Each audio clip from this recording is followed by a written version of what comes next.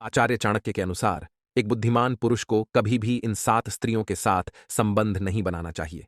दोस्तों, आचार्य चाणक्य एक महान ज्ञानी के साथ साथ एक अच्छे नीतिकार भी थे। उन्होंने अपनी नीति में मनुष्य के जीवन को सुखमय बनाने के लिए कई महत्वपूर्ण बातें बताई हैं, ताकि मनुष्य इन नीतियों को पढ़कर जीवन में सफल व्यक्ति बन सके।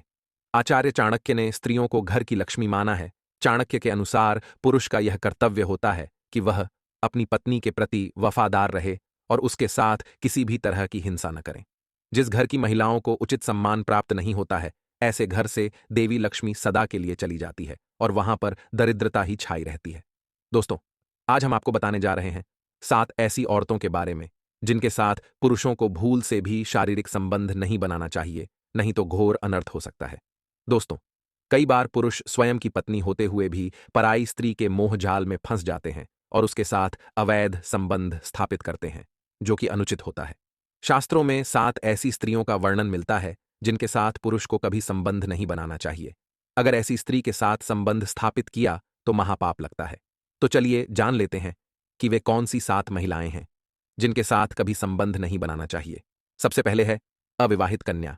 दोस्तों, चाणक्य के अनुसार किसी भी अविवाहित कन्या से उसकी इच्छा हो तब भी उसके साथ शारीरिक संबंध नहीं बनाना चाहिए। इसे शास्त्रों में घोर पाप की श्रेणी में रखा गया है। एक अविवाहित स्त्री पवित्र होती है, उसकी पवित्रता को कभी भंग नहीं करना चाहिए। दूसरी है विधवा स्त्री। किसी विधवा स्त्री की मजबूरी का फायदा उठाकर अगर कोई मर्द उसके साथ शारीरिक संबंध बनाता है तो उसे भी पापी ही माना गया है।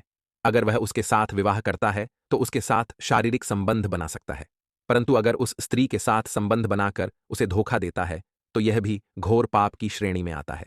तीसरी है ब्रह्मचर्य का पालन कर रही स्त्री।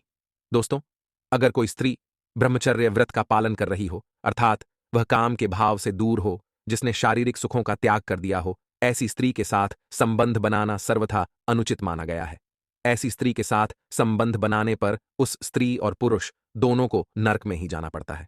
चौथी है वेश्या। किसी भी सभ्य पुरुष को वेश्या के साथ भी संबंध स्थापित नहीं करने चाहिए।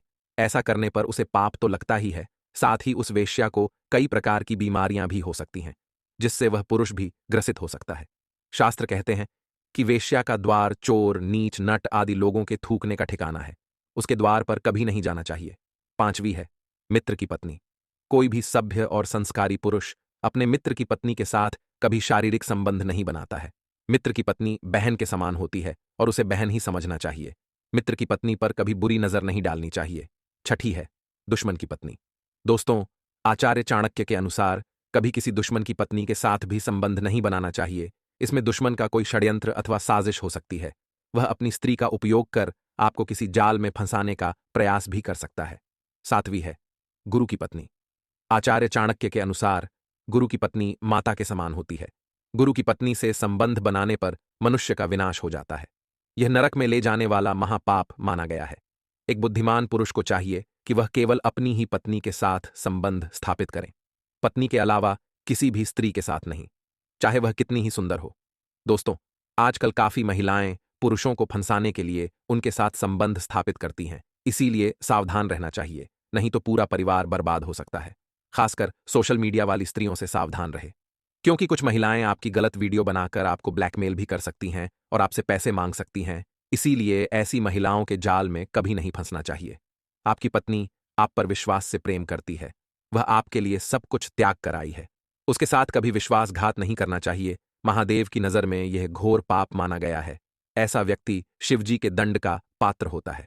तो दोस्तों, ये थी वो स्त्रियां जिनके साथ कभी संबंध नहीं बनाना चाहिए। अगर आप भी आचार्य चाणक्य की बात से सहमत हैं तो कमेंट बॉक्स में हर हर महादेव जरूर लिखें। धन्यवाद।